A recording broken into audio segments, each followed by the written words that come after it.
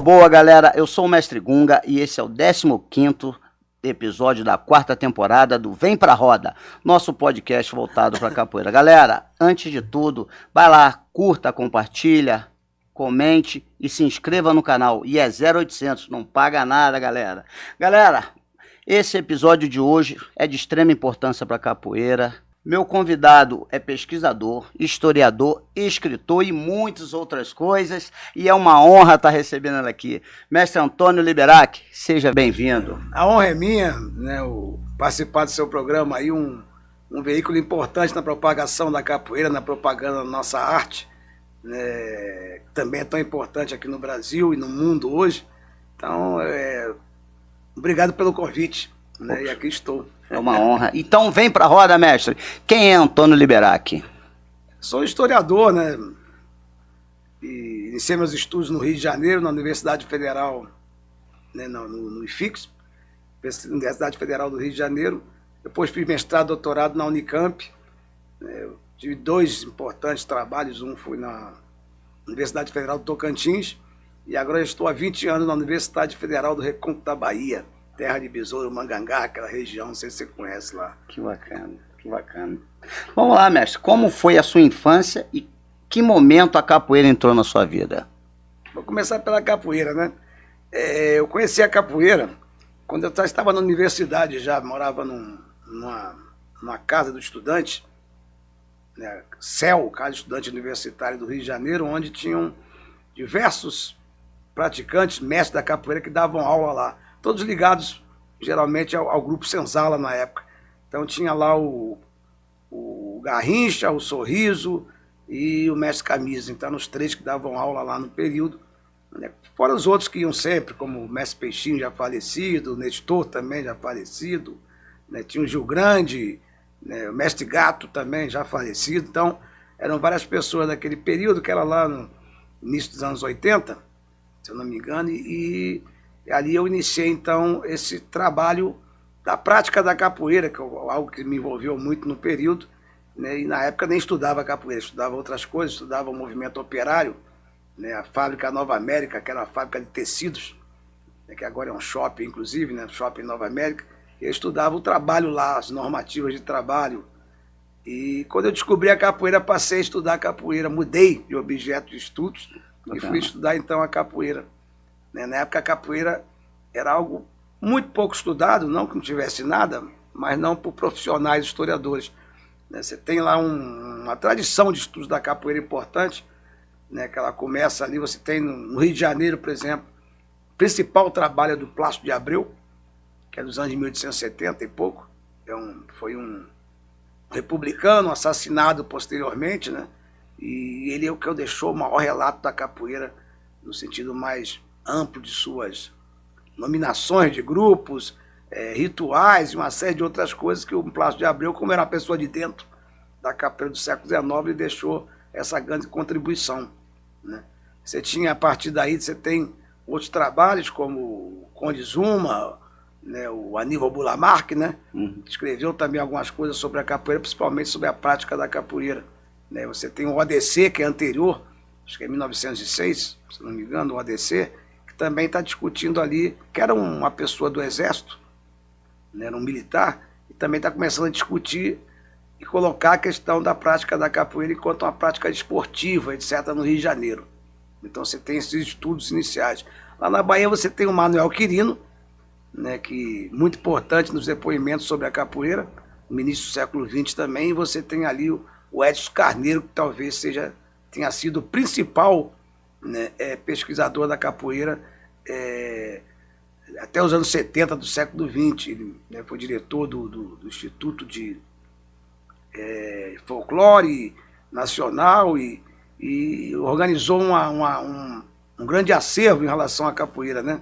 Você tem o Valdeloí Rego depois, que vem com um livro clássico, né, Capoeira de Angola, também falecido, Valdeloí Rego, que escreveu, né, trouxe a partir de um trabalho de campo, a partir da reunião de alguns materiais, ele conseguiu escrever um livro também importante no campo da antropologia cultural em relação à capoeira.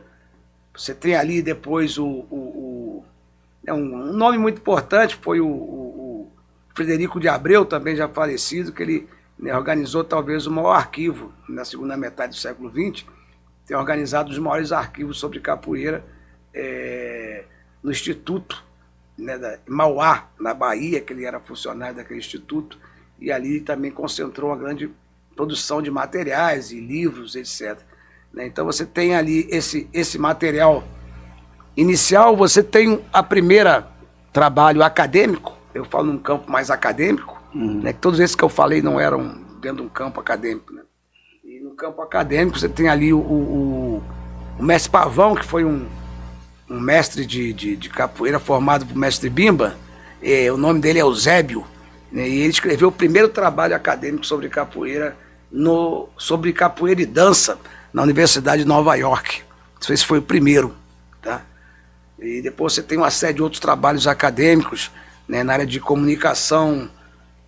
Você tem deixa eu lembrar o nome dele agora, Júlio César Tavares, na área de comunicação, né, no Luiz Sérgio Dias, que quase ninguém conhece, também falecido, que foi um grande pesquisador, e escreveu Quem Tem Medo da Capoeira, né, que foi o primeiro trabalho histórico sobre a capoeira no sentido mais amplo, assim, né?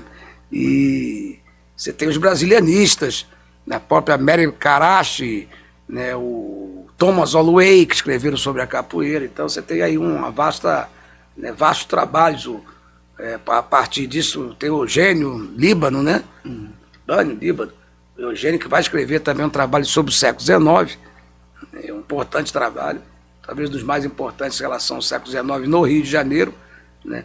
Depois você tem os trabalhos que são os trabalhos relacionados ao século XX, que é o meu trabalho, né? O meu trabalho em relação ao século XIX e XX na Bahia, né? Você tem trabalhos sobre o Recife, sobre o Maranhão, sobre o Pará, né? O Bel escreveu sobre o Pará. Então você tem diversos trabalhos aí que vão ser desenvolvidos em torno do século XX, século XXI, que vão dando, digamos, um caldo bibliográfico em relação à capoeira em cima de trabalhos especializados. Os trabalhos mais especializados hoje e de quantitativamente aparecem mais na área da educação física e de educação em geral. Mas educação física estão muitos trabalhos, porque né, a prática da capoeira está muito relacionada hoje também ao ensino médio, ao ensino básico, né, ao ensino na universidade. Então você tem toda uma discussão em relação a esse ensinamento dentro do campo da educação física. Então é um panorama mais geral aí dos trabalhos, né, e dessa presença quase que nacional da capoeira. Bacana. Agora, em que momento o senhor percebeu que a história da capoeira seria a missão da vida do senhor? Quer dizer, eu sempre gostei de estudar capoeira, independente de qualquer coisa. Nunca foi uma temática muito valorizada, inclusive uma temática que eu ousaria dizer que ela sofre um pouco de discriminação em algumas áreas de estudos acadêmicos. Quando se fala, vai estudar o que? A capoeira sempre tem alguma coisa que não é um olhar desvalorizativo, como se ela fosse pequena perto de outras contribuições, estudos. Então, na historiografia, nós temos alguns problemas relativos a isso. Os financiamentos, a questão da aprovação, nas pós-graduações, mestrado, doutorado. Então, existe uma certa resistência, mas, independente disso, eu escolhi estudar isso aí, independente dos obstáculos que eu já enfrentei e que continuo enfrentando muitas vezes em relação aos estudos sobre a capoeira, sobre a utilização dessa temática dentro do campo profissional de pesquisas, né? De qualquer forma, é algo que é uma escolha. Uma escolha é sempre mais importante subjetivamente do que... É melhor pesquisar algo que você gosta do que pesquisar algo que você goste mais ou menos. Entendi, que bacana. E o que a capoeira ensinou ao historiador que nenhum livro poderia ensinar? Eu acho que existe uma complementação nos trabalhos sobre essa observação prática que nós fazemos dos grupos, que nós fazemos dos personagens, né, que conformam, né, os agrupamentos, conformam os grupos de capoeira.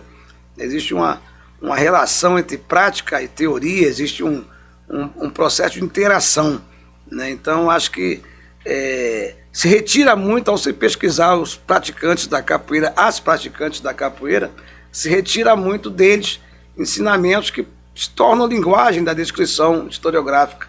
Então existe uma interação, né? Não se pode fazer uma coisa sem a outra, não se pode fazer, né, se aplicar a teoria sem elementos empíricos, né, que a gente possa desenvolver o quê? O que hoje na nossa profissão é importante, que é as problemáticas.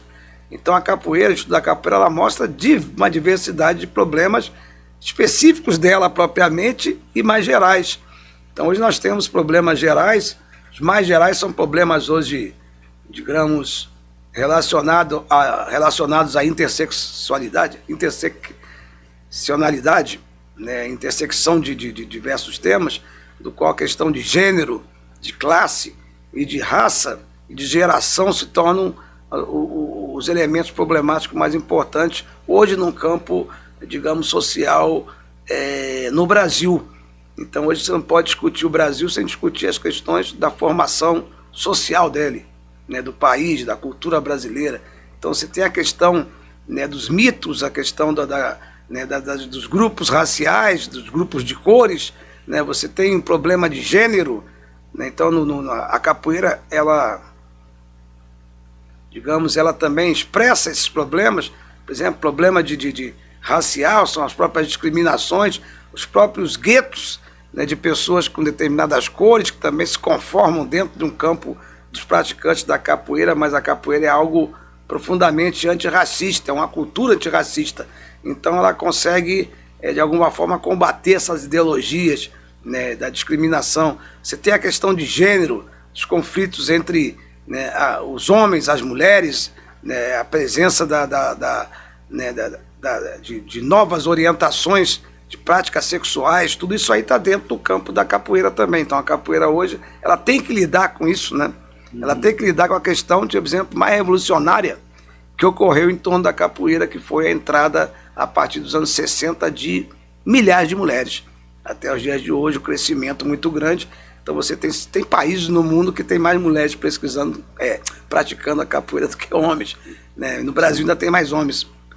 Mas você tem uma grande presença feminina, que hoje você tem encontros femininos, você tem, né, reivindicações de participação e de integração ao mundo da capoeira por parte das mulheres. Você tem mestras importantes de capoeira no Brasil. Então isso é um fenômeno do século XX, da metade do século XX para cá, não tem nem 100 anos, né, e que vai gerar, obviamente, problemas das relações de gênero, que vão também se reproduzir dentro do campo da capoeira, né? Você tem a questão das gerações, de como você vai lidar com pessoas de 5, né, a 80 anos no mundo da capoeira. Então como é que essa questão de gerações, como é que se dá? Toda essa discussão, que também são discussões problemáticas, né? Você tem a questão de classe, das pessoas que têm, digamos, acesso aos elementos materiais da sociedade, e outros que não, que estão no mundo da capoeira. Como é que se discute isso? Como é que a capoeira torna essas problemáticas algo que integre as pessoas, que discutam os problemas, que se coloque enquanto lugar de consciência, de problematizações? Então isso que a capoeira está se postulando como tal, enquanto uma cultura contemporânea, enquanto uma cultura muito viva, né, dentro de todas essas problemáticas que nós estamos aqui citando e que se desenvolvem em diversos trabalhos hoje de pesquisas e etc. por todo o Brasil. Bacana. Agora, existe uma história da capoeira que ainda não foi contada? Tem bastante. Tem bastante. A história da capoeira é contada de forma muito rápida, né? Porque são poucos pesquisadores. Então você tem assim, e hoje tem, né, uma documentação organizada que permite, inclusive, você fazer novas abordagens, novos problemas, novas formas de ver a capoeira, né? Além das diversas temáticas que percorrem a capoeira, que podem estar sempre renovadas, né? Você tem períodos não estudados, né? Você tem poucos trabalhos sobre o final do século XVIII, né? Você tem pouca coisa sobre o século XIX, onde se tem mais é no Rio de Janeiro, mas tem muito pouca coisa sobre a Bahia, né? Na Bahia só tem 2 trabalhos, bem dizer, concentrados no século XIX, que é o meu e... Deixa eu ver qual outro aqui, eu vou lembrar do outro. Meu nome dele? Esqueci agora. E outros trabalhos que ocorrem, mas são poucas coisas. Pernambuco não conheço nada, Maranhão não conheço nada, né? Então você tem poucos trabalhos. Agora se descobriu, por exemplo, no final do século XIX, grupos em São Paulo. Descobriu-se, por exemplo, a presença da capoeira aqui na região do Vale, né, do Paraíba, também no século XIX. Então, sempre tem coisas novas a serem discutidas, principalmente da capoeira contemporânea, que também é pouco estudado. A expansão da capoeira, você tem 4 ou 5 trabalhos importantes relativos à expansão da capoeira, principalmente na França, Portugal, Espanha, né, alguma coisa da Inglaterra, se não me engano, né, você tem alguma coisa sobre a Argentina, sobre o Chile, né, e alguma coisa sobre os Estados Unidos, e não se tem mais nada. Então a expansão da capoeira é pouco estudada, então tem tanta coisa para se discutir em relação, né, aos elementos históricos da expansão da capoeira, da presença da capoeira nos séculos passados, que eu acho que ainda tem muitas gerações para se resolver esse problema dos estudos historiográficos, antropológicos, sociológicos sobre a capoeira. Tá, e quais são os maiores mitos sobre a origem da capoeira? Quer dizer, quase toda a origem é um mito, né? Existe um elemento mitológico em toda a origem, né? É como a origem humana, né? Existem elementos mitológicos da origem humana, né? Se você é cristão ou judeu, né? O da linha judaica, você vai, né, entender que Adão e Eva, etc., são mitos, né? Mitos. Em toda a origem tem um mito. Então, Adão e Eva é um mito, né?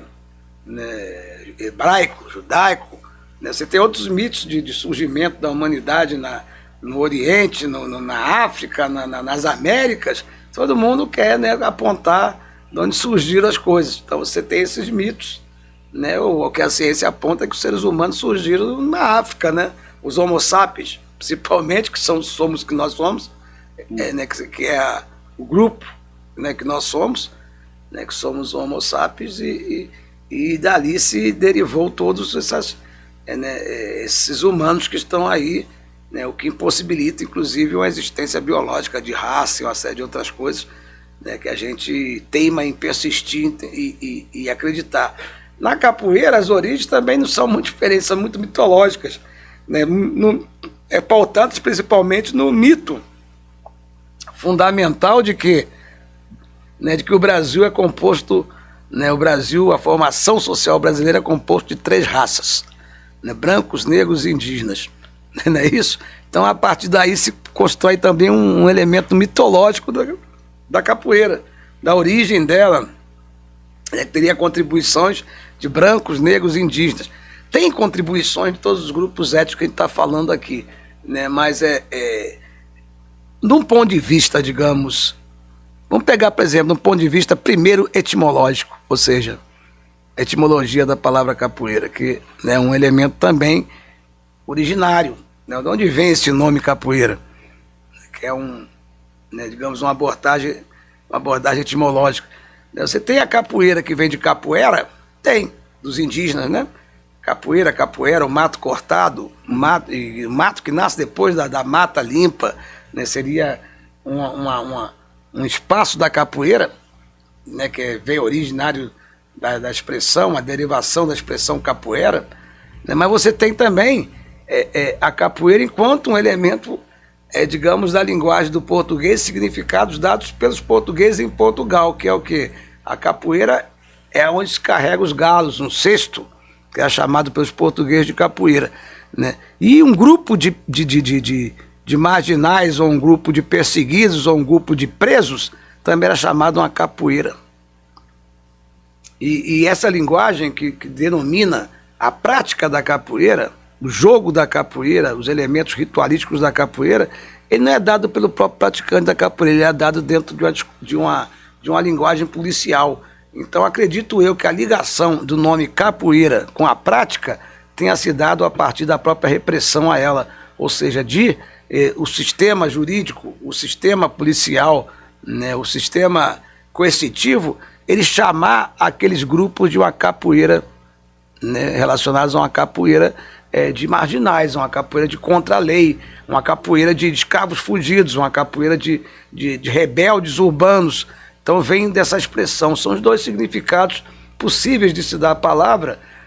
Pode ser um, pode ser outro, pode. Se perguntar para mim qual que eu acho que é esse da linguagem policial, né, que deu o nome né, a capoeira que nós praticamos. Então é uma origem também do nome. Todos os dois podem ser, são possibilidades explicativas. Né? Toda a pesquisa ela lida com possibilidades explicativas. Então nós temos duas possibilidades explicativas para essas origens etimológicas, né, da nossa prática cultural. Isso é um elemento originário também. Você tem a discussão das origens, né, que tem, digamos, 5 teorias relacionadas à origem da capoeira. Primeira, que ela seria indígena, porque o nome o nome capoeira, vem das origens de lutas indígenas. Não tem nenhum problema de dizer que nunca vi nada relacionado às práticas dos indígenas, de diversas etnias indígenas no Brasil, dos povos originários, né? Diversos grupos originários de diversas etnias, nunca vi nada próximo ou parecido, de forma alguma, não tem nenhuma ligação, né, assim, de originalidade. O que temos hoje é alguns grupos de indígenas que trabalham com capoeira, que tem a presença da capoeira entre eles, né? Como, por exemplo, na Bahia, você tem grupos ali no sul da Bahia, que tem muitos indígenas praticantes, crianças praticantes da capoeira, mas são desenvolvimentos que se deram posterior agora no século XX e nesse século XXI. Então você não tem, né, essas contribuições na formação da capoeira antiga, dessa capoeira secular do século XVIII, do século XIX, você não tem essa contribuição nem presença desses grupos originários entre, né, os registros de pessoas que praticaram a capoeira, né? Então é uma das alternativas, uma das explicações que eu particularmente acho que não tem a ver, não explica nenhuma origem da capoeira, né? Você tem, né, a questão da origem brasileira, da hipótese da origem brasileira, que ela teria surgido aqui no Brasil, né, principalmente com os negros, os escravos nacionais, né, que teriam formulado essa capoeira, né, e inventado ela aqui no Brasil. Então essa é a outra possibilidade explicativa das origens, né? Você teria a origem afro-americana, que é colocada por alguns pesquisadores norte-americanos principalmente, do qual, o que ele vai colocar aqui? Essas práticas são práticas, né, que foram desenvolvidas nas Américas. Então você teria o mani cubano, que também tem semelhanças com os costumes do jogo da capoeira, né? Você tem a ládia, que teria também da Martinica, colônia francesa, uma colônia espanhola, né, que é Cuba, o mani cubano, é outra colônia francesa, que é a Martinica, né, que você teria a ládia, que também teria elementos semelhantes à capoeira, e teria a capoeira aqui no Brasil. Então, falar, tá vendo? Isso aí é uma prática que se estende, é uma cultura, né, digamos, afro-americana, né, existe nas Américas, né? Então, é uma outra hipótese explicativa para a origem dessa prática, né? Você teria a prática afro-brasileira, né, que seria, né, de que são os africanos no Brasil.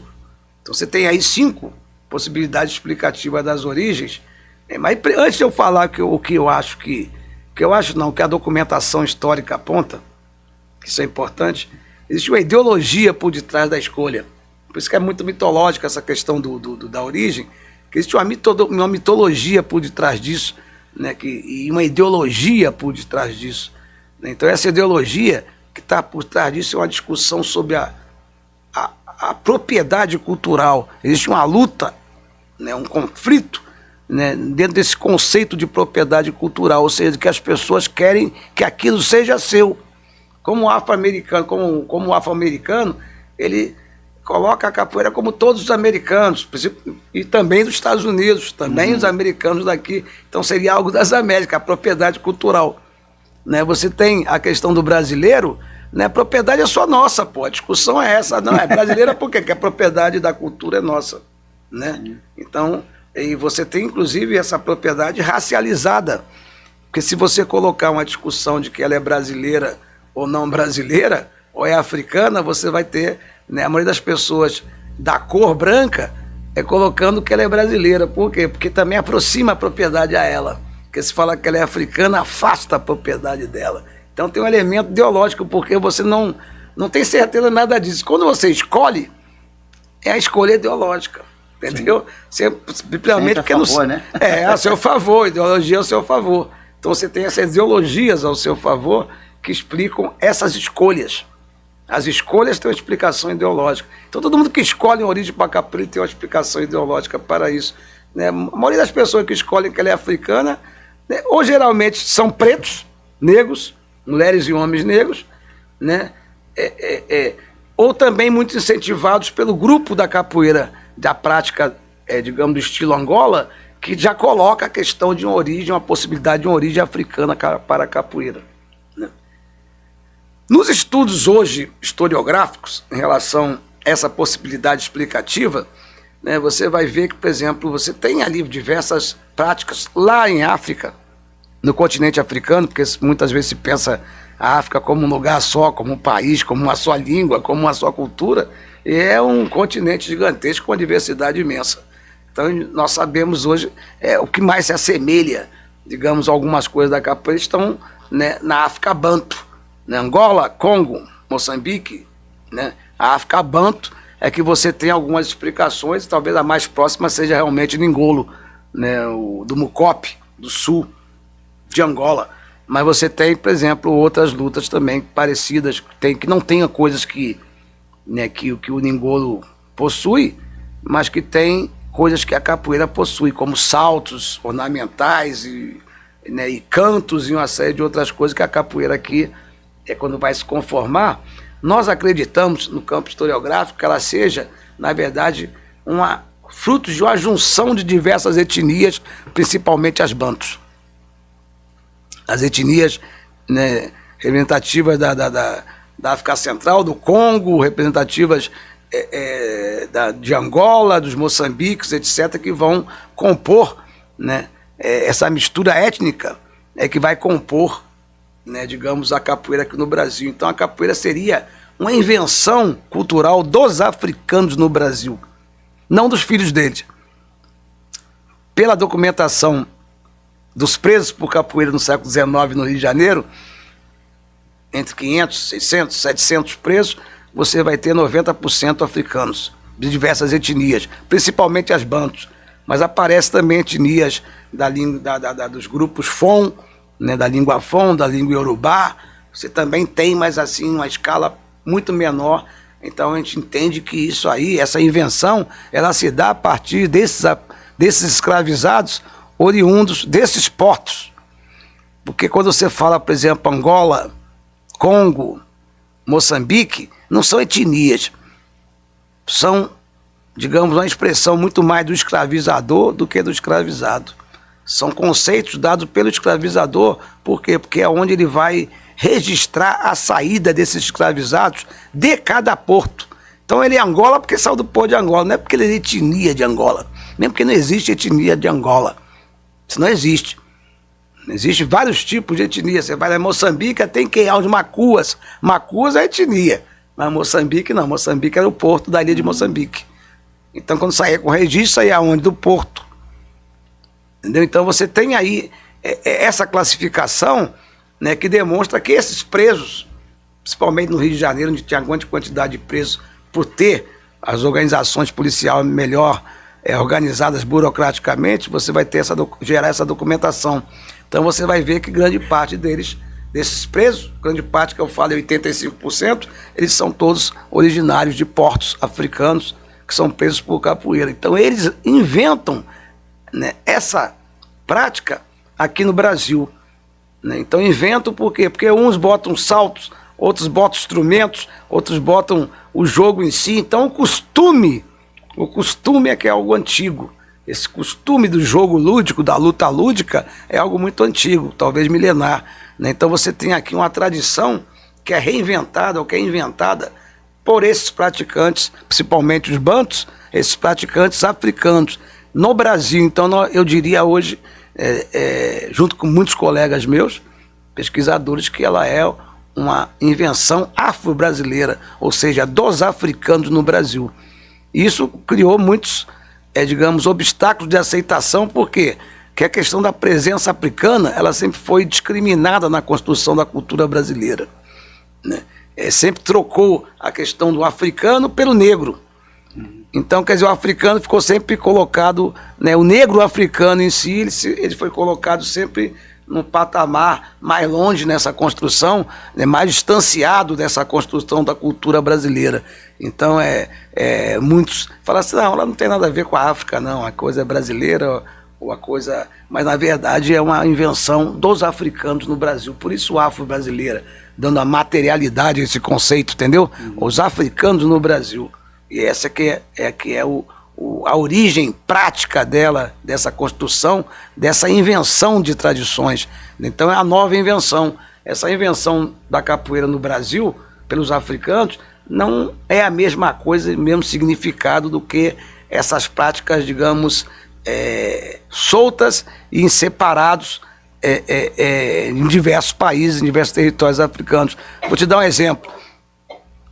O berimbau não tinha nada a ver com a prática da capoeira. Até o final do século XIX você não vai encontrar berimbau na capoeira. Porque o berimbau era um instrumento ritualístico, religioso. Então, era uma coisa para se falar com os espíritos dos mortos. E não era também de metal. Não tinha esse metal, não tinha pneu nem nada para tirar o metal. Tinha carro, tinha nada. Então, era feito com o quê? Com tripa, corda de tripa, etc, etc. E era feito o berimbau. Então o berimbau, o som era diferente. Ele não ocupava esse espaço e era um instrumento ritualístico. Precisou, na verdade, se desafricanizar o berimbau para ele ter outro conteúdo, outro significado, né, para ele entrar no mundo da capoeira, entendeu? Então, quer dizer, isso aí são construções de grupos étnicos diferentes que estão colocando suas coisas na construção disso que nós chamamos de capoeira.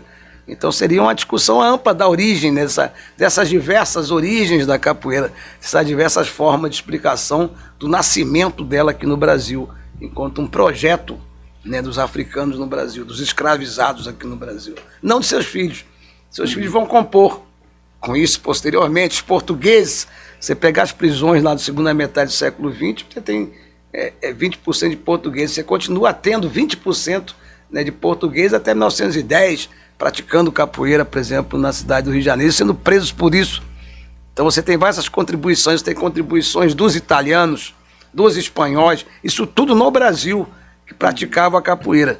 Você pegar, tem um livro que eu escrevi sobre a capoeira no Rio de Janeiro, que ela traz, por exemplo, o caso de um inglês, né, que era um inglês que explode dinamite nas eleições, que os capoeiras praticavam, eram relacionados aos partidos políticos, monarquistas, conservadores, e o liberal, e o partido também, né, o Partido Republicano. Então você tem aí essa cultura também dentro do mundo da política, né, e está lá o inglês também participando disso, está o espanhol, né, você tem na Bahia, em Salvador, uma série de praticantes também estrangeiros, né, dentro da capoeira, e isso tudo no Brasil. Então a capoeira já estava internacionalizada dentro do século XIX no Brasil.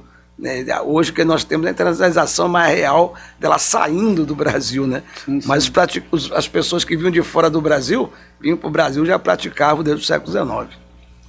Área urbana ou área rural? As duas. Pô. Primeiro que a área urbana, naquele período, por exemplo, você pegar o século XVIII, a área urbana e rural, 4, 5 ruas urbanas, o resto era rural. Então o mundo urbano era um mundo muito pequeno. Mesmo no início do século XIX, o mundo do Rio de Janeiro, você conhece o Rio, né? Uhum. Então o Rio de Janeiro começava ali em Botafogo, né? Acabava na Central do Brasil, ali descendo ali no Estácio, acabou. Espaço urbano. Então não tinha nada de espaço urbano, o resto era tudo rural. Né? E você vai encontrar capoeira até Irajá, Jacarepaguá, presos por capoeira dentro da documentação policial do século XX. Então você vai ter uma presença muito grande, tanto nas áreas rurais como urbanas. Acredito que a capoeira ela já existia enquanto elemento rural, nas grandes fazendas, etc., como se encontra um documento aqui da região do Vale do Paraíba, que demonstra muito isso. Quer dizer, dentro de uma fazenda, as pessoas praticando capoeira, uma fazenda de café.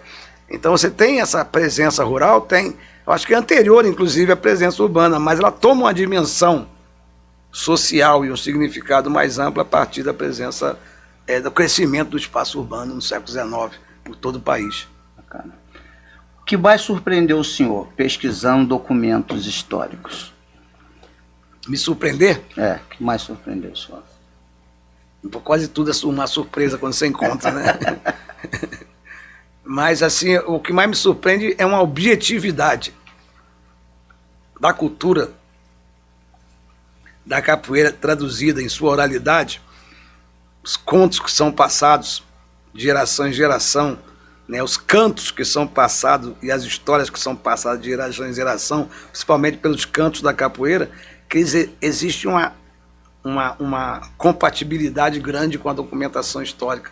Então, quando você canta de Zumbi, você vai lá descobrir os documentos de Zumbi, era isso mesmo que estava cantando. Você canta de Pedro Mineiro, era isso mesmo que estava cantando, entendeu? Então existe uma compatibilidade muito grande entre oralidade, talvez eu nunca tenha estudado algo que tem uma compatibilidade tão grande no campo das tradições orais e das tradições, digamos, documentais escritas. Essa compatibilidade é gigantesca no mundo da capoeira. Ou seja, eu diria que a oralidade da capoeira, ela apresenta uma objetividade muito grande para os pesquisadores. Isso foi o que mais me surpreendeu, na verdade, na documentação, tanto oral quanto documentação escrita. Traz conflitos?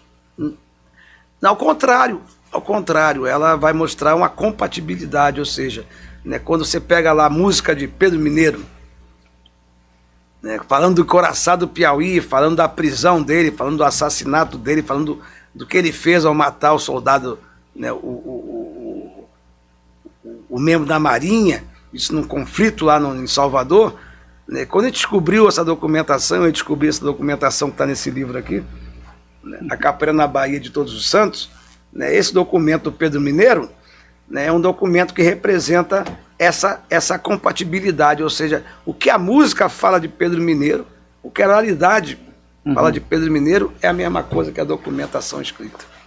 Então é o contrário, ela tem uma compatibilidade, né, muito grande, não só nesses casos, mas em muitos outros casos, muitas outras coisas que se cantam, que eu acho que a tradição da capoeira, ela busca isso, ela é pautada em cima de um elemento, né, que contém verdades.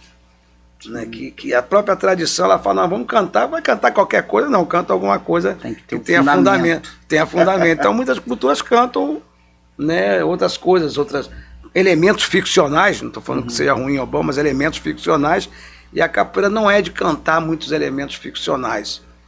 Muitas vezes simbólico, como se canta lá sobre Quilombo dos Palmares, como se canta sobre Zumbi, né, então são elementos...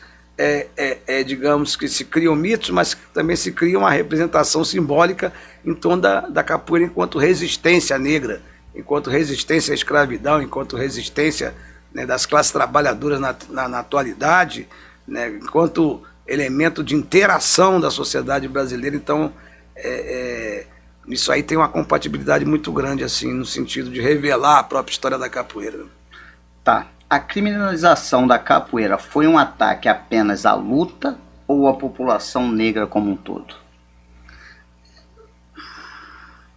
Eu acho que está relacionado as duas coisas, porque como ela é uma coisa dos africanos, ela é uma prática, uma tradição cultural dos africanos, e essas tradições culturais foi muito reprimida, né? O racismo, ninguém gosta muito de preto, negros, etc., de coisa, ninguém gosta muito, mas isso é uma verdade dentro da construção das discriminações no Brasil. Né? As pessoas sempre veem uma pessoa de cor mais escura, né, enquanto algo de possibilidade explicativa da inferioridade. Então o Brasil é construído dessa forma.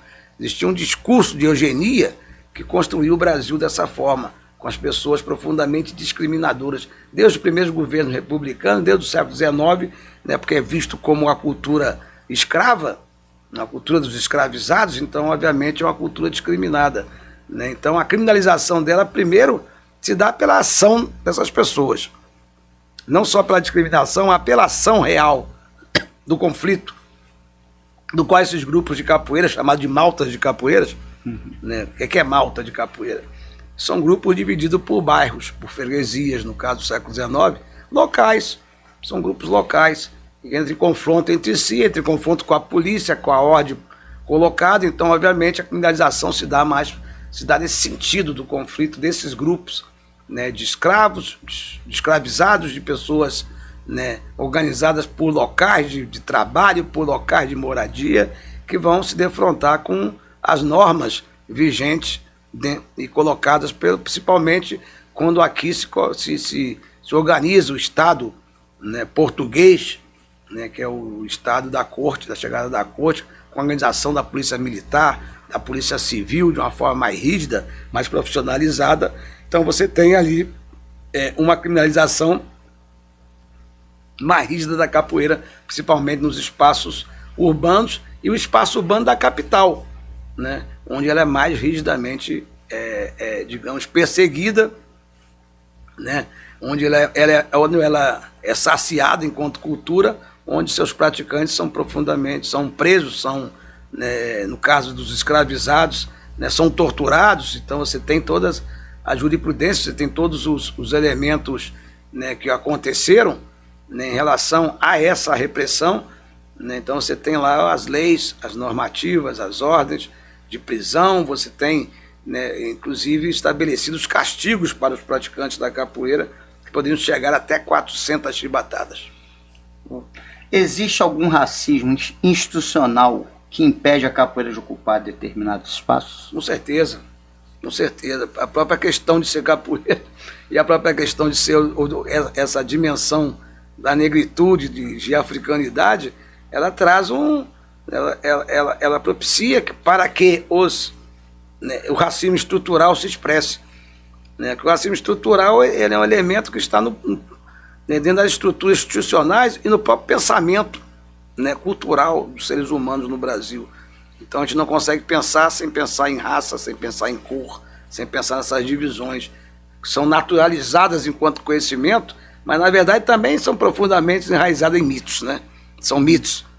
São mitos porque né, você não tem uma poligenia no mundo, ou seja, o surgimento dos seres humanos em diversos lugares. Você tem o surgimento dos seres humanos, né, que não é onde a Bíblia apontou, não tem nada a ver com aquela região, são regiões lá da África, África Central e, né, África e o Sul africano, onde vão surgir os seres humanos. Todos os seres humanos vão surgir dali e vão se desenvolver para todo o planeta. Isso em milhares e milhares e milhares de anos. Então você não tem um elemento explicativo de várias raças. Então você não tem poligenia, você tem uma monogenia, né? E a partir disso já é um mito. A própria raça é um mito. Quem cria a raça é o racismo. Então esse racismo é estrutural, por isso que ele está enraizado dentro do pensamento e das formas institucionais. E isso afeta diretamente a capoeira, enquanto um símbolo, né, da negritude. Então, quando vai se falar alguma coisa ruim, a capoeira é sempre algo marginalizado, né? O exemplo do médico, diretor de Salvador, da Universidade Federal da Bahia, né, que vai colocar também os negros baianos só querem tocar instrumento de uma corda só. Quer dizer, olha a profundidade do sistema discriminatório que, né, aquele membro da elite, né, que é um médico professor universitário, como eu sou também professor universitário, para você ver, ele é um membro da elite que tem uma profunda estrutura de pensamento discriminatório racialmente. Isso vai atingir a capoeira em todos os setores. Se for pegar nos editais, se for pegar nas entradas na universidade, se for pegar no sistema de reconhecimento das profissões, né, a capoeira não é reconhecida enquanto uma profissão. Então isso tudo acarreta a discriminação social, né, enquanto um projeto que é um projeto vencedor, né, que a capoeira é um projeto vencedor, né. As gerações de praticantes da capoeira conseguiram persistir e permanecer até hoje, e não só no Brasil, mas no mundo inteiro. Você não tem quase nenhum país do mundo que você não tenha a presença de algum grupo de capoeira, algum praticante da capoeira, ou que não saiba o que é. Né? Então você tem uma propagação gigantesca, isso aí é uma cultura vencedora. Né? E, apesar de todo esse processo discriminatório e repressivo do qual ela conviveu durante séculos, né? E que persiste ainda até os dias de hoje. O Brasil gosta de capoeira, mas ainda não valoriza os capoeiristas. Como o senhor olha isso? É isso que eu estava falando, quer dizer, gostar de capoeira é uma coisa, gostar dos capoeiristas é outra. Gostar da cultura negra é uma coisa, gostar dos negros e negras é outro. Né? Então, isso aí é o que a gente vê aí, ó. Não vê... Quando tem projeto, até aumentou, melhorou, não vou dizer que não melhorou. Essa relação com a prática da capoeira, você tem os digitais, né? Você tem uma série de coisas, mas também são os digitais menores. São sempre coisa menor. Você vai fazer, vou dar uma coisa pro mestre de capoeira. Aí quando você vai ver, edital, quanto que é? 10 mil, 15 mil reais. Então os editais são muito pouco dinheiro, muito pouca coisa. Isso aí já representa, obviamente, uma forma de selecionar o que é importante, o que não é importante no mundo da capoeira. Então isso tudo está relacionado também a elementos discriminatórios em relação ao que é a capoeira. Não que os elementos discriminatórios eles possam ultrapassar ou serem mais fortes do que os elementos positivos em relação à aceitação da capoeira. São duas coisas diferentes. Então isso é que é a grande vitória da capoeira, que apesar de todas essas contradições, né, você tem aí essa cultura sendo colocada e sendo afirmada enquanto uma cultura nacional, enquanto uma cultura afro-brasileira, né, e você tem conquista de espaços. Então você, na verdade, consegue contribuir de uma forma vitoriosa, né, a questão desse projeto de construção da capoeira e de aceitação, né, da capoeira dentro da sociedade brasileira e internacional atualmente. Sim, agora essa pergunta vem até dentro do que o senhor já está falando. Por que tantos mestres dedicaram a vida à cultura brasileira e envelheceram em situações de dificuldade? Bom, primeiro que o Brasil é um país desigual, né? Então, quer dizer, o país desigual é um país desigual. Então, essa desigualdade no Brasil, ela atinge a todos os brasileiros e brasileiras. A desigualdade, o Brasil é um dos países mais desiguais que existe, é onde existe uma elite, né, digamos, econômica das mais atrasadas do mundo, né, porque mantém esse processo de desigualdade. Então você pega a elite brasileira, uma elite profundamente atrasada, sem grandes projetos, totalmente subjugada às elites internacionais, qual você não vê nenhum projeto a não ser o da exploração do país. Então o Brasil hoje é muito explorado no sentido da sua terra, né, no sentido da sua natureza, mas você não tem retorno. Você é o maior exportador de gado do mundo, mas aqui as pessoas comem a carne mais cara que em qualquer lugar, e o dinheiro dos lucros que vem das vendas não serve muito para reproduzir, né, melhores condições de vida ou diminuir a desigualdade. Então você tem os recursos minerais, também não servem muito para diminuir as desigualdades. Então as desigualdades aqui, o Brasil é um dos países mais desiguais que existem, né, porque nós temos, obviamente, uma elite econômica e política profundamente atrasada, né, infelizmente. A capoeira pode ser comprometida sem conhecer sua ancestralidade africana? Acho que ela perde, né? Os conhecimentos ancestrais estão importantes, pô, nessas invenções da tradição, que tem uma diferença entre o que é costume e o que é tradição, que às vezes se confundem, né? As pessoas confundem o conceito de costume com o conceito de tradição, e aí fazem uma bagunça imensa. Eu vou explicar. Bom, em relação a essa questão do costume e tradição, qual que é a ideia? É que são diferentes, expressões da mesma coisa. Então a capoeira ela é composta por elementos de costume e elementos de tradição. O costume são aqueles elementos mais antigos e menos mutáveis, que se transformam também, mas se transformam muito pouco no tempo. Os elementos mais fundamentais do costume da capoeira, sem dúvida nenhuma, é o jogo lúdico, a luta lúdica e a ginga. Se você tirar a ginga da capoeira, não é mais capoeira. Concorda comigo? Porque sim, o karatê também tem luta com duas pernas, dois braços, tem muitos golpes, ou semelhantes ou próximos, como todas as outras lutas, porque as pessoas sempre têm, né, os membros ali, inferiores, superiores, e a cabeça. Então o desenvolvimento se dá em relação a isso.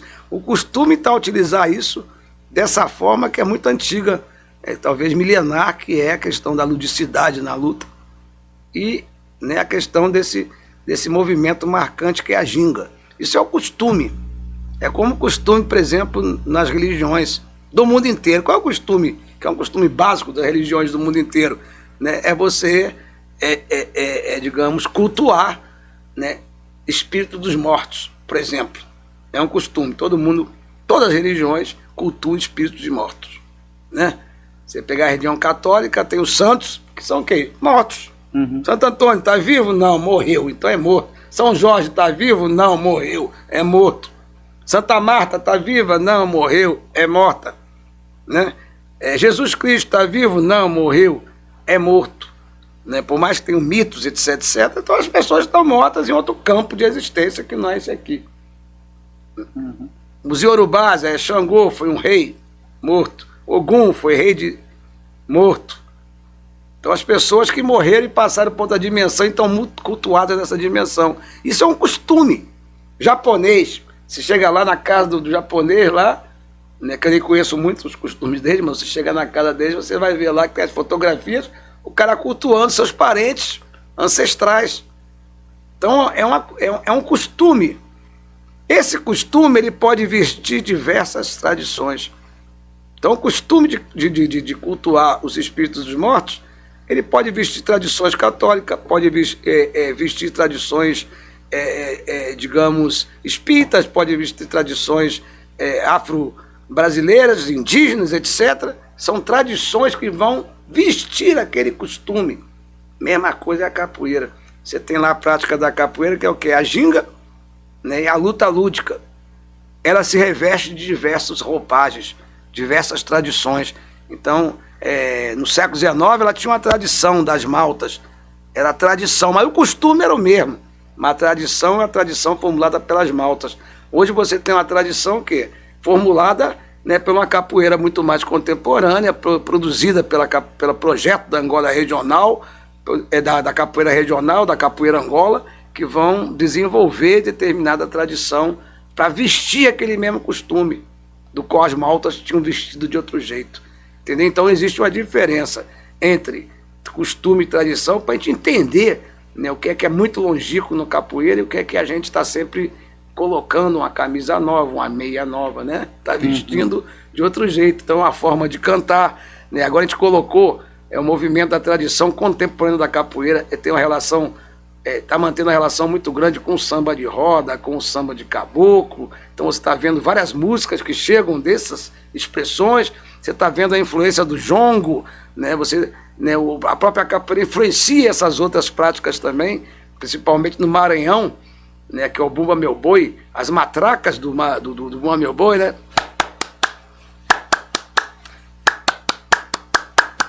Isso foi colocado pelos praticantes da capoeira no século XIX, no Bumba Meu Boi maranhense. Então você está tendo aí, ó, né, quer dizer, os costumes estão vestindo roupagens novas, inventando, a tradição está sempre sendo inventada, está sempre se modificando em grandes graus ou em pequenos graus, mas está sempre se modificando a partir dos acontecimentos históricos que esses grupos de praticantes vão vivenciando, entendeu?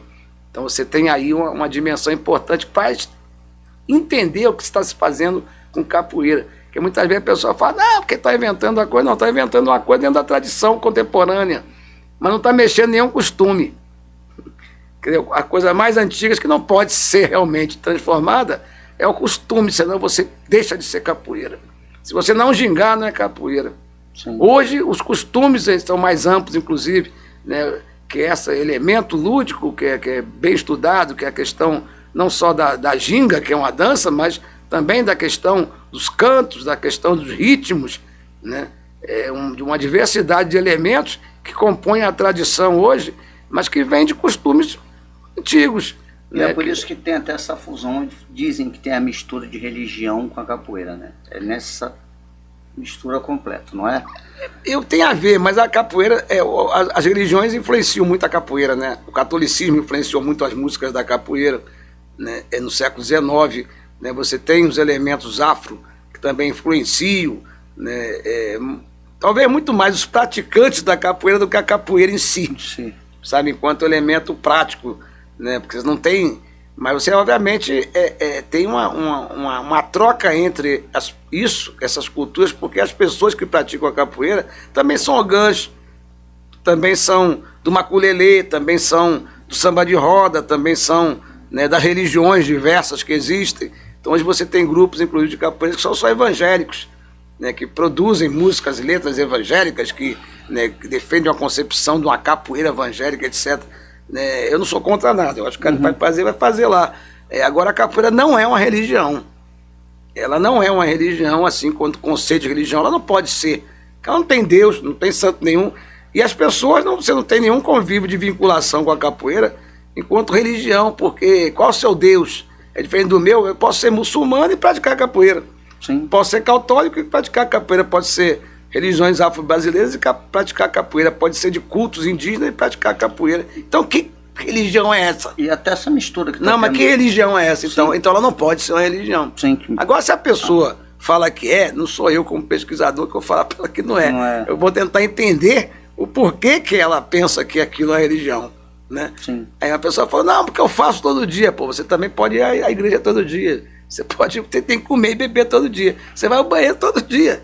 Então, não é uma explicação conceitual no campo das pesquisas, dos pesquisadores, que possam colocar uma objetividade daquele pensamento em relação à realidade. Não, a capoeira é uma religião mesmo. Não, ao contrário. Coloca que não é.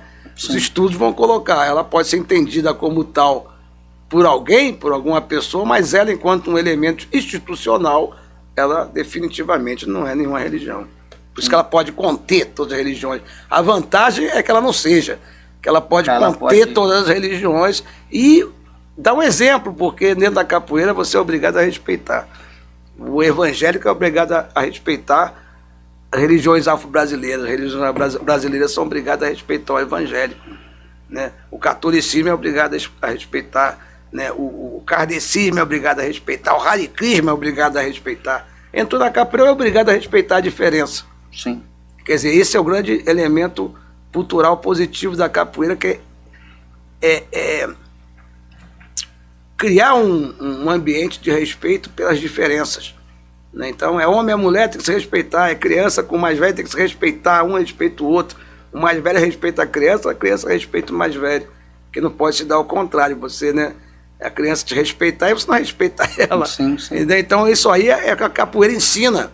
Né? A mulher tem que ser respeitada na roda, o homem também, a criança também, o mais velho, o mais novo.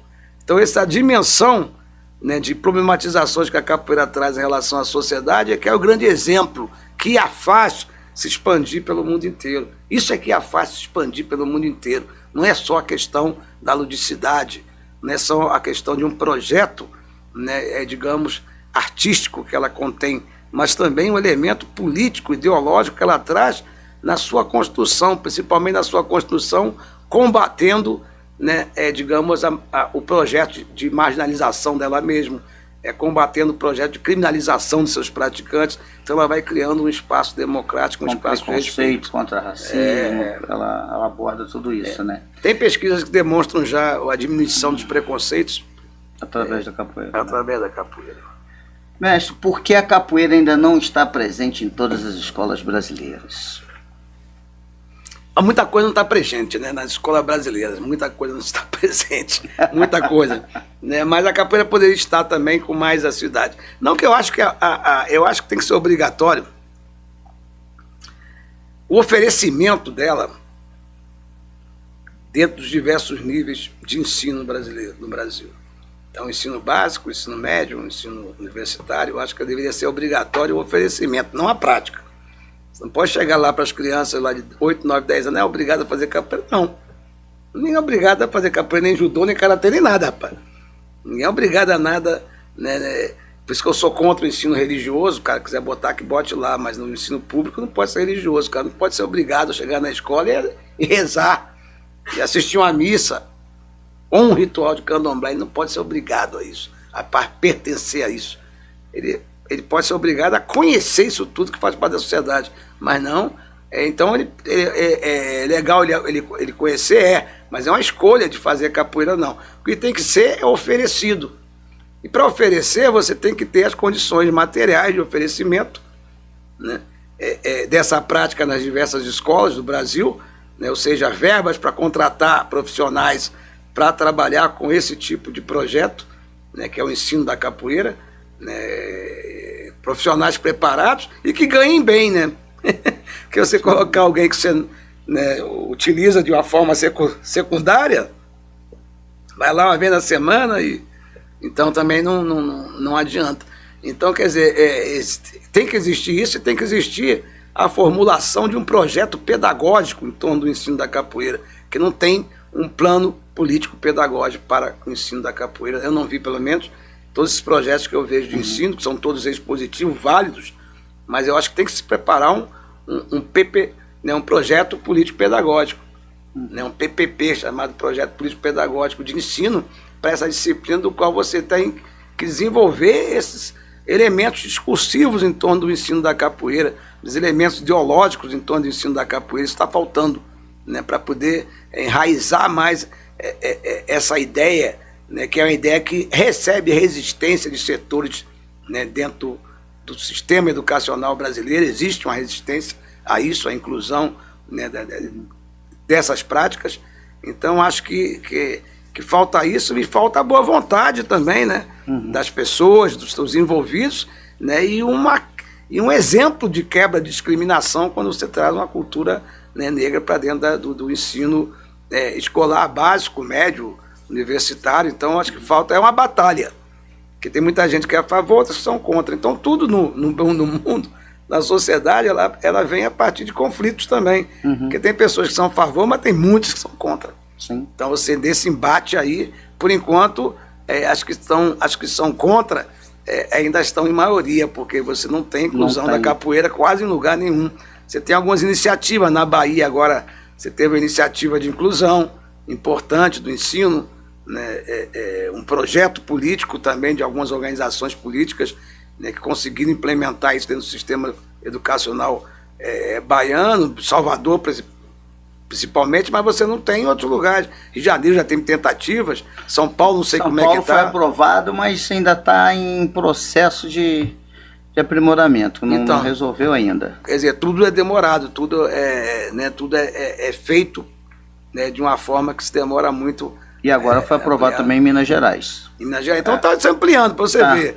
Né, desde que a capoeira, esse projeto saiu pela primeira vez, que foi nos anos 60 do século XX, você tem aí, vai chegar aí a quase um século para poder sair, né, coisa, esse ensino da capoeira nas escolas. 100 anos, pô. E a Lei 10.639 ajudou bastante. Só deveria tornar isso realidade. Deveria, mas na verdade, na prática, ajudou bastante no sentido da compreensão sobre isso, que é uma lei importante. Sim. Mas ela a própria aplicação dela também não é uma aplicação que se dá, digamos, em sua plenitude, não. Né? Você não tem essa lei sendo aplicada, né, no próprio ensino, no próprio conceito da lei, que é o ensino de história da cultura afro-brasileira, né, africana e afro-brasileira. Você não tem nem pessoas preparadas para fazer isso de uma forma quantitativa muito grande. Então a gente está num patamar de projetos preparatórios. Você tem muitos cursos de especialização sendo oferecidos no Brasil inteiro, né? Rio de Janeiro, São Paulo, Pernambuco, Bahia, Maranhão, em primeiro lugar, esses lugares todos, né, que você tem aí uma concentração de profissionais que vão se especializar para aplicar a lei, porque você não pode ensinar a história da cultura afro-brasileira se você não sabe. Sim, né? sim. Se você não sabe. Então você tem que ter um desenvolvimento aí que vai durar muitos anos, ainda para você poder ter uma qualificação muito maior em relação, digamos, ao próprio ensino da matéria. Mas está andando. E quem deveria ensinar dentro das escolas a capoeira? A capoeira? São os melhores praticantes, pô. São os melhores praticantes. Obviamente, esses praticantes, eu não acho que tem que ser relacionados, né, digamos, relacionados à educação física obrigatoriamente, que tem essas ideias, mas eu acho que não são os mais preparados, inclusive. Tem uns que são, outros não são, né, que podem ser também relacionados à educação física. Como tem na capoeira. Não tem problema. Agora, eu acho que, por exemplo, as escolas sempre vão trazer, né, buscar aquelas pessoas que eu acho que tem que passar pelos grupos, pelos ensinamentos, né, ter um potencial de ensino, especialização de ensino, né, domínio sobre o corpo, sobre, né, as diversas formas, né, que compõem a capoeira, a música, né, a educação física, né, a questão dos instrumentos, né, a diversidade de coisas que compõem a tradição da capoeira para você poder ensiná-la. Nós já temos um grande corpo de formados em relação a isso. Né? Não sei se vão cobrir, obviamente não vão cobrir todas as escolas, isso aí, né, tem milhares e milhares de escolas no Brasil, seria impossível, mas você tem aí um grupo de profissionais que poderia ser utilizado. Pode orientar. O que não tem é a verba. Sim. O que não tem é discussão, vamos aplicar, mas de onde sai o dinheiro? Tem que pagar essas pessoas. Tem que pagar as pessoas para trabalharem. Né? Então, como é que vai pagar para trabalhar e como é que é isso? Essa discussão toda que tem que ser implementada. De onde vão sair essas verbas? De onde vai sair esse dinheiro? Precisa de políticas públicas para políticas públicas, né, que possam que possa resgatar essa proposta aí. Bacana. E qual é o maior impacto da capoeira na formação de uma criança? Era legal né, essas perguntas para o cara que, né, trabalha com criança, né? Com criança, né? Mas eu acho que, pelo que eu vejo, eu acho que a criança ela se torna uma pessoa mais livre, com a cabeça mais livre para pensar, tomar decisões. Por isso aí eu acho que é fundamental na construção de uma geração, que é uma geração que é criada no conceito da liberdade, né? No conceito, né, dos limites, obviamente, do que é a liberdade, mas no conceito de ela ser uma pessoa livre, de pensar, de inventar, de construir. Eu acho que a capoeira tem uma grande contribuição nisso, essa juventude aí, que se torna uma juventude mais leve, menos preconceituosa, né, uma juventude que possa futuramente combater essa desigualdade no país. Bacana. O reconhecimento da capoeira como patrimônio cultural e material da humanidade mudou de fato a vida dos mestres? Claro que não, pô. Claro que não. Claro que não. Muda de fato é uma profissionalização, é o reconhecimento material desses mestres, né, políticas públicas que possam melhorar a vida deles. Senão né, agora, obviamente, criou possibilidades maiores, né, de se trabalhar com a capoeira, com a prática da capoeira, tanto no sentido desse conceito de material, de saber imaterial, como se fosse possível existir um saber não materializado, que eu acho que é um conceito que é muito discutido aí, muito problematizado. Essa questão da cultura imaterial, né, se acha mesmo que está mais propícia, né, a você não investir na matéria, né, uma possibilidade maior de explicar o porquê você não está botando dinheiro na matéria, ela está botando no imaterial. Então, são coisas confusas. Né? Eu acho que tem que se fortalecer a cultura da capoeira e pronto, se ela é material e imaterial, fazem parte da mesma coisa. O material e o imaterial faz parte da existência da capoeira. Então você tem que fortalecer essas duas coisas, em vez de ficar discutindo a questão de material e imaterial, fortalecer a prática e o praticante da capoeira em si, que ele é que traz essa cultura tanto material quanto imaterial. Legal. Se o senhor pudesse criar uma política pública nacional para a capoeira, qual seria a prioridade? A prioridade? Bom, a primeira prioridade é onde sair esse dinheiro, né, para a política pública. Né, acho que a principal, né, digamos, taxar os jogos. A BET dá o quê para a cultura negra? Não tem aí essa questão de você fazer, né, retornar um pouco essa questão do prejuízo social que teve a escravização e tal. Esses jogos todos, loterias, dá o quê? Dá o quê? De onde vai sair? Por que não sai fundos daí? Entendeu? Então, pensar de onde vai sair os fundos para a gente poder pensar em diversas políticas públicas. Eu acho que a primeira política pública é você ter realmente uma profissionalização de verbas para você fazer um financiamento da prática da capoeira em seus diversos níveis, seja espetáculos teatrais, seja na poesia, seja, né, nas aulas em si, né, seja nas viagens, né, que as pessoas realizam com seus grupos representativos da cultura negra, folclórico. Então tem uma série de medidas a serem aplicadas. A discussão é de onde sai o dinheiro. Então acho que muita coisa desses jogos, né, que estão aí de loterias, né, de todos eles, não vou colocar o jogo do bicho que não está oficializado, mas também não contribui para nada também nesse sentido, né, para nada nesse sentido também. Então, quer dizer, acho que tudo isso aí devia ser taxado em prol não só da capoeira, mas dessas comunidades todas que que sofrem ou sofreram em relação a essa história que os seus antepassados tiveram que viver. Então é um sistema de reparação social que deve ser aplicado e que deve também atingir a capoeira. A capoeira precisa de uma organização nacional mais forte para defender seus interesses?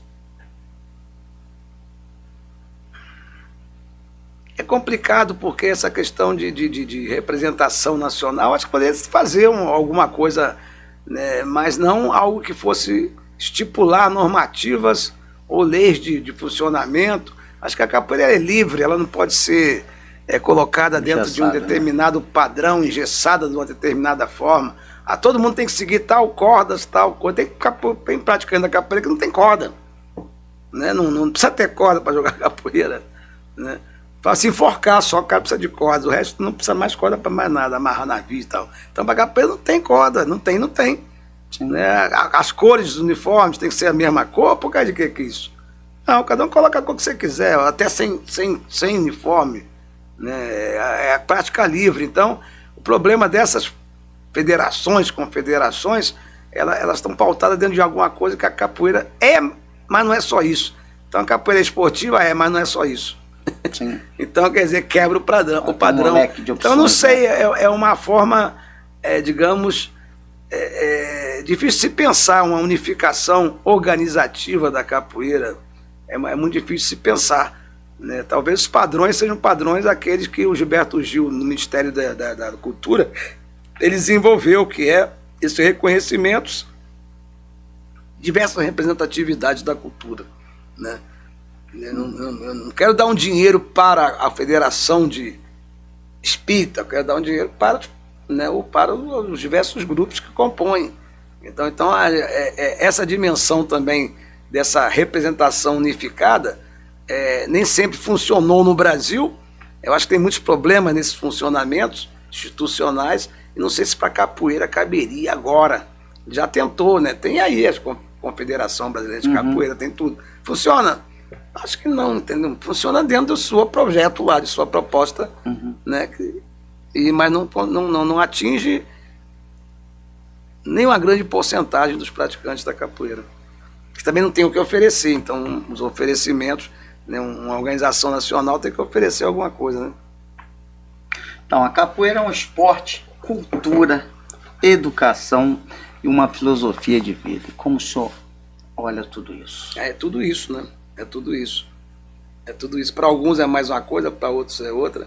Né? Filosofias diversas, né? Não é composta somente por uma filosofia, são filosofias diversas que compõem, né, a existência da capoeira, a existência das pessoas, as diferenças entre essas pessoas, a formação que os grupos se propõem, geram, né, em seus seguidores, ou seja, os mestres de capoeira também vão aplicar e implementar formas de pensar o mundo, né, diferentes entre si. Então isso aí tudo influencia também, né, seus seguidores, né? Não existe mestre sem discípulo, não existe discípulo sem mestre. Então são elementos que se fortalecem uns aos outros. Então é necessário se fortalecer, por exemplo, a presença dos alunos da capoeira, dos alunos e das alunas da capoeira, para cada vez cresçam mais, e a importância no lugar deles, do lugar deles social, né? Porque não é um lugar qualquer, é um lugar que legitima, atualmente legitima a própria existência da capoeira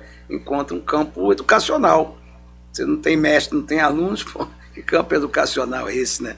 Então, quer dizer, então isso aí tem que se fortalecer também, uma consciência filosófica no campo da educação que tem que ser promulgada, tem que ser desenvolvida cada vez mais, né? Por que tantos brasileiros conhecem tão pouco a capoeira? Eu acho que todo mundo conhece a capoeira, ouviu falar. Praticar, nem tanto. Eu acho que todo mundo conhece e ouviu falar já da capoeira. Eu não conheço quase ninguém que não tenha ouvido falar da capoeira. Ao mesmo os grupos que eu vou de povos originários, ou já ouviram falar, ou, né, só se for aqueles muito distantes. A maioria, todo mundo já... A capoeira é muito propagada no meio social de diversos setores, de diversos lugares. Eu acho que não tem isso, não, em relação, digamos, a não conhecer. Outra coisa é praticar, né? E outra coisa também é o conceito do praticante. Eu estava conversando um dia desse com o mestre, falei assim, pô, por que você acha que todo seu aluno tem que ser bom de capoeira? Ah, porque não tem a ver. Eu falei, mas eu acho que tem, não tem a ver, porque se você for jogar futebol, só os bons fossem jogar, você não tinha quase ninguém jogando futebol em lugar nenhum, pô. O que tem que ser bom de futebol para jogar futebol? O que tem que ser bom de capoeira para jogar capoeira? Entendeu? Então a pessoa tem que gostar de capoeira e tá lá, fazer, etc. Você pode fazer uma vez na semana, pela vez da semana. Tem grupos que o mestre nem aceita. Não, se não vier aqui 3 vezes na semana, não fica no grupo e tal. Isso aí diminui o potencial da capoeira, essa forma de delimitar quem vai ser o aluno, quem não vai ser o aluno. Eu acho que uma pessoa que está lá no mundo da capoeira, que está conversando com os capoeiros, que está ajudando no evento, também faz parte da capoeira. Sim, não é só ser um professor de capoeira, ou querer ser um professor, querer ser um mestre. Eu posso fazer capoeira, não querer ser nada disso. E nem ser bom de capoeira. Pode chegar lá para tocar birimbau, bater palma. Tá faltando gente para bater palma, né? Você vai na roda, ninguém bate palma mais, pô. E acaba contribuindo até mais, acaba contribuindo até mais, às vezes, que os próprios praticantes da capoeira, né? Porque ele consegue olhar a capoeira num contexto... Mas ele é um praticante da capoeira. Não, sim, mas eu tô falando do jogador. Isso, mas ele às vezes vai lá, joga um pouquinho, joga um pouquinho, tá? E tá no jogo, né? O jogo da capoeira não é só o campo da luta, é o campo do canto, tem tudo isso, né? Você não tem mais um mestre baterista, de bateria, né, que foi a invenção do mestre Pastinha, mestre Bimba, coisa do mestre de bateria, que é que domina os instrumentos todos. Hoje você não tem mais, a desvalorização ocasionada pela supervalorização do jogador. Então, isso talvez tenha que ter relativizado aí no ensino da capoeira, né, ser debatido mais pelos mestres da capoeira em relação a essa valorização das partes da capoeira, que não conheço poucos mestres que sejam profundamente, digamos, excepcionais em todas as partes que compõem a capoeira. Sim. Com algumas exceções, obviamente. E como o senhor imagina a capoeira daqui a uns 30 anos?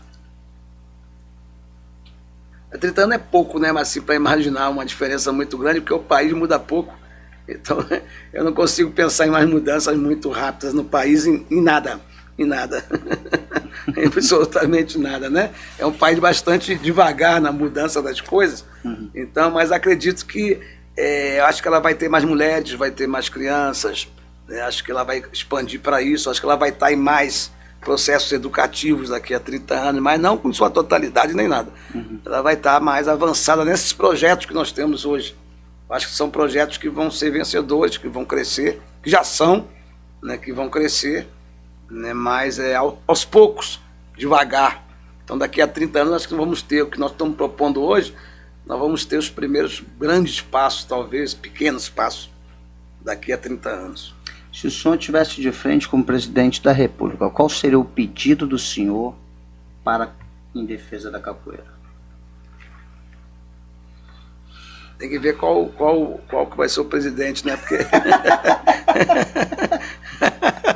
se for alguns, não vai dar nem vai pedir nada. Melhor nem ir lá. Deixa isso pra lá, de presidente pra lá. Chegar para alguns aí, vai falar, vai falar, não, aqui capoeira, o que é isso? Não, fale uma frase. O que a capoeira é indispensável para o Brasil? É indispensável enquanto o elemento simbólico da sua própria cultura, né, cara? Ela é indispensável. Ela é o que mais leva o Brasil, digamos. Obviamente tem muito mais gente que escuta samba do que pratica capoeira, mas tem muito mais gente que pratica capoeira do que pratica samba, né? Que é talvez o maior veículo propagador da cultura do Brasil seja o samba, né? Eu acho que sim, mas não como prática. Você não chega na Europa, tá todo mundo fazendo samba, sentado, tocando samba, né? No máximo tá alguns sambando, né? Ou outros países do mundo, mas agora você chega em todos os países do mundo tem praticantes reais da capoeira. Então talvez seja o maior símbolo tanto da propagação da capoeira do Brasil, enquanto cultura, quanto da propagação da própria língua portuguesa, né? Tá. E o que mais preocupa o senhor na capoeira atual? O que mais preocupa? É um pouco dessa falta de visão holística que os praticantes têm, né? Me preocupa um pouco essa falta de visão holística, essa trajetória, esse desenvolvimento de trajetórias muito individuais de cada grupo. Isso também me preocupa um pouco. Acho que poderia criar, digamos, projetos mais coletivos em relação à capoeira. Isso acho que me preocupa um pouco. Eu acho que vai sanar esses problemas. Acho que com o tempo vai ser também, vão se melhorando, né? Porque eu acho que tem, por exemplo, tem uma divisão, grupo tal faz tal projeto, grupo tal faz outro, grupo tal faz outro, às vezes são até o mesmo, mas cada um faz o seu. Então, quer dizer, esses grupos, essa visão mais holística da capoeira, holística, uma visão de totalidade, ela é necessária para o desenvolvimento cultural dela enquanto globalidade, enquanto expansão global. Então isso eu acho que faz falta um pouco. E o que mais lhe dá esperança? Eu acho que a esperança está de que, né, é uma cultura indestrutível, uma cultura que está aí no mundo já fazem muito tempo, né, que está aqui no mundo, aqui, né, cada vez se expandindo mais. Então acho que, né, a minha contribuição é uma contribuição para que essa cultura ela continue se expandindo, né? Então as contribuições, né, tanto no campo mais amplo, desenvolvimento dela, as relações sociais que ela pode propor, mas também nos elementos mínimos da construção das tradições, né, das formas musicais, das formas de canto, dos rituais. Disso aí eu acho que são elementos do qual, né, o meu trabalho é um trabalho que vai contribuir para isso. Então, se eu trago uma história aqui, é para que o mestre possa fazer uma letra de um canto mais qualificado, né? Porque ele é que é o inventor, né? O inventor né? E o artista tem que inventar. Então o artista vai inventar em cima de coisas do qual, né, os historiadores vão trazer também elementos do passado para que ele possa resgatar o desenvolvimento dessa própria cultura, né? E também acho que é um papel obviamente importante. Tem muita coisa aqui que se não trouxesse ninguém saberia, principalmente a própria história de Besouro Mangangá, né? Uhum. Que é uma história que era um mito, ninguém sabia se o Besouro Mangangá existia ou não. Uhum. E eu passei uns 10 anos procurando Besouro Mangangá em vários arquivos da Bahia, todos os lugares, até encontrar, né? E demorou muito para encontrar. Encontrei dentro da documentação jurídica relacionada ao Exército, né? Então, né, e todos aqueles mitos, né, se fortaleceram muito, porque Besouro batia na polícia, tirava o chapéu da polícia, dava cocorote, né, cascudo na polícia. Aí você vai ver, era isso mesmo. Mas por quê? Porque ele era do Exército, era um membro do Exército, da Infantaria. Então existia um conflito muito grande entre a Polícia Civil e os membros do Exército, da Marinha, da Aeronáutica, os portuários, que também tinham um peso de autoridade em frente ao porto. Então você tem muitos conflitos que hoje não tem mais, que era daquele contexto.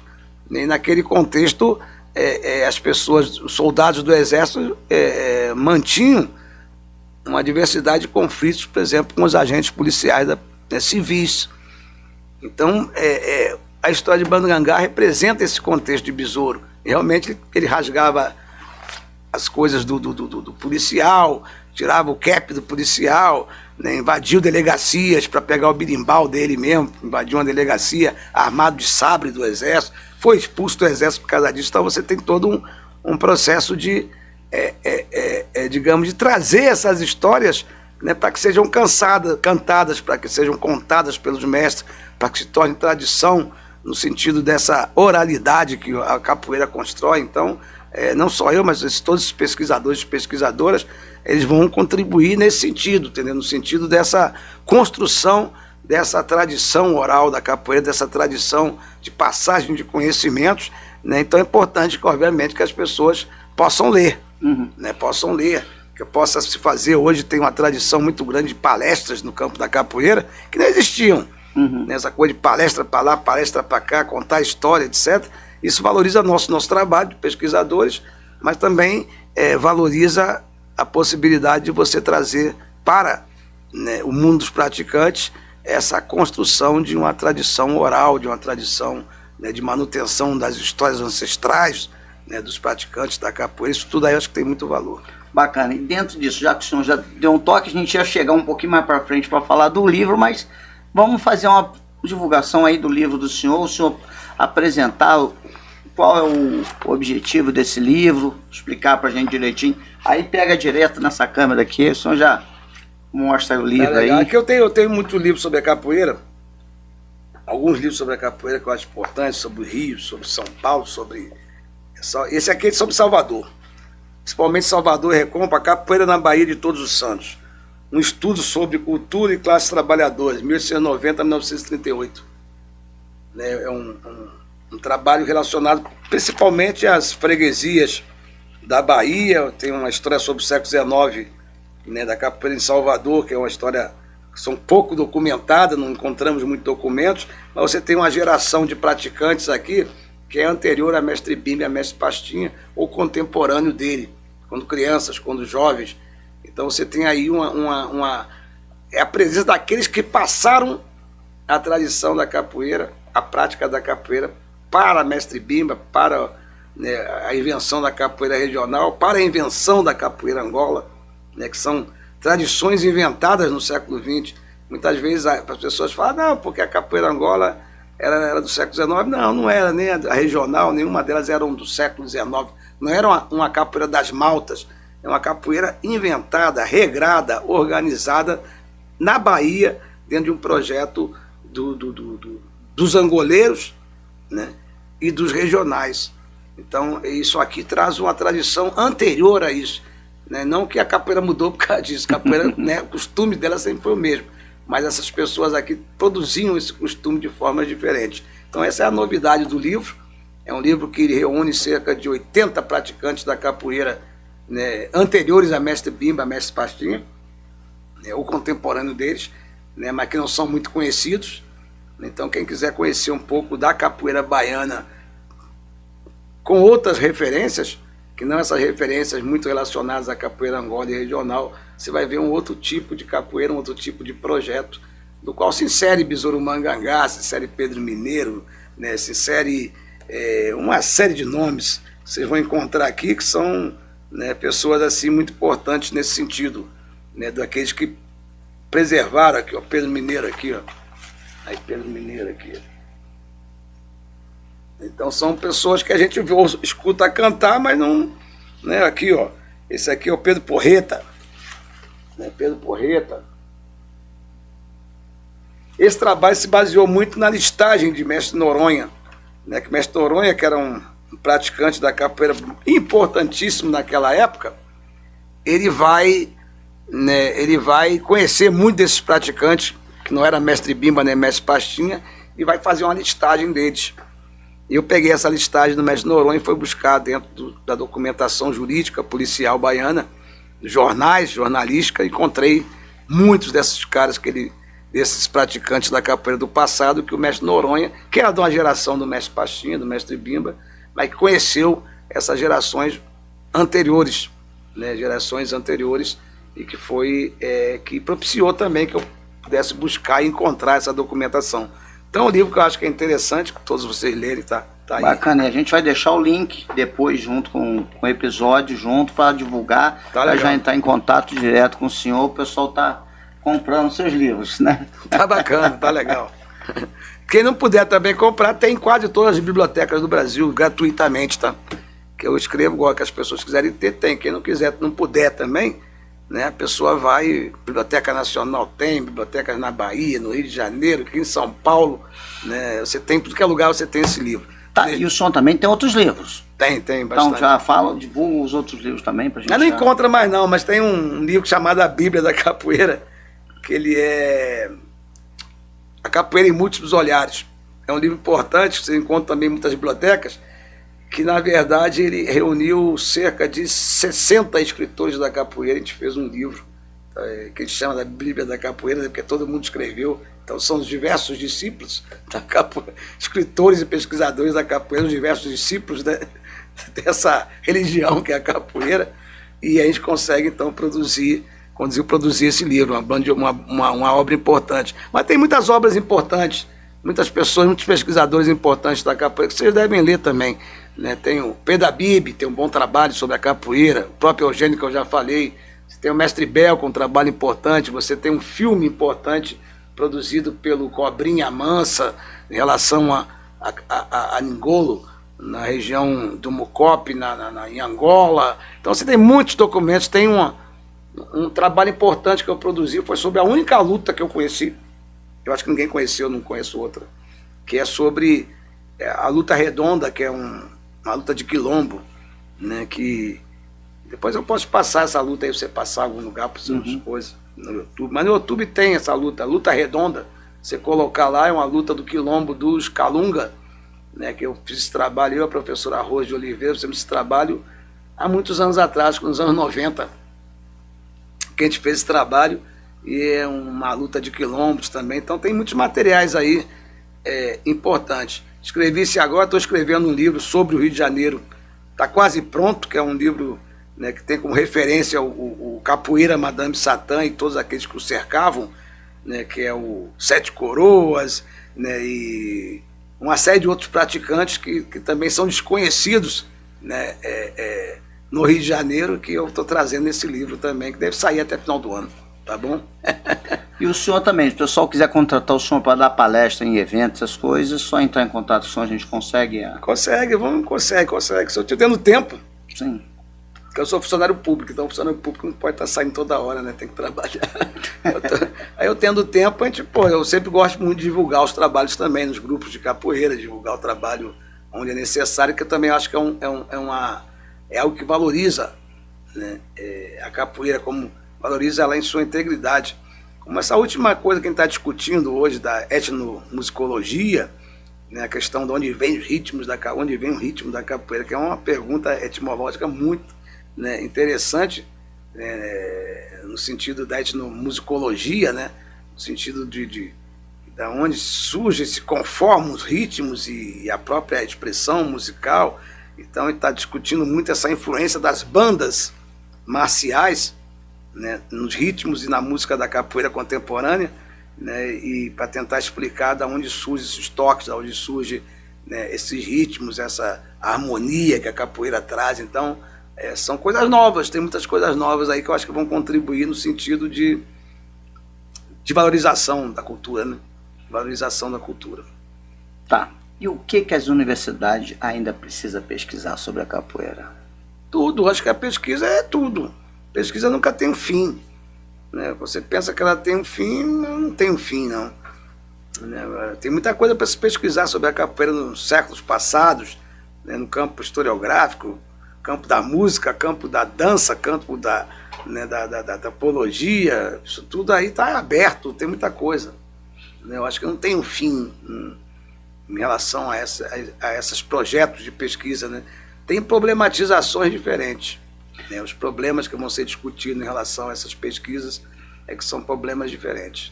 Qual conselho o senhor daria para esses jovens pesquisadores? Tem que ter paciência para ficar sentado no arquivo. As pessoas não têm paciência para sentar no arquivo, aí querem pesquisar, mas não tem paciência, tem que ficar horas. É um trabalho de operário. Chegando no arquivo, você fica 5, 6 horas por dia dentro do arquivo, né, pesquisando, produzindo, etc. Então o caminho é um caminho árduo de trabalho, né? O caminho da pesquisa, seja para o que for, seja capoeira para o que for, é um trabalho profissional, um trabalho árduo, um trabalho de dedicação, que só pode ter resultado se você se dedicar, senão você não vai conseguir encontrar coisas importantes em relação ao que você está pesquisando e nem discutir coisas importantes. Mestre, olha para a câmera aqui, deixa uma mensagem para a capoeira aí. Para a capoeira, continue inventando, porque sem invenção as tradições morrem. Então tem que continuar inventando, boas letras, boas músicas, inventando, né, movimentos, formas né, continuar inventando formas de existir, porque o artista tem que inventar. Então a coisa de cobrança, né, para os praticantes da capoeira, homens, mulheres, crianças, que tem uma liberdade da invenção, uma liberdade sem sair das tradições, sem sair dos costumes, sem a quebra disso, mas inventando dentro disso aí, né? Porque a capoeira não pode deixar de inventar coisas, de produzir coisas para não morrer enquanto cultura. Mestre, gostaria de agradecer o senhor de coração. Foi incrível esse bate-papo aí. Para mim também, foi muito legal aqui, lembrar muitas coisas, né? Muitas coisas. Teremos outras oportunidades. Sim, né? O senhor vai lançar o próximo livro, a gente já vai conversar para a gente fazer esse bate-papo, já está convidado.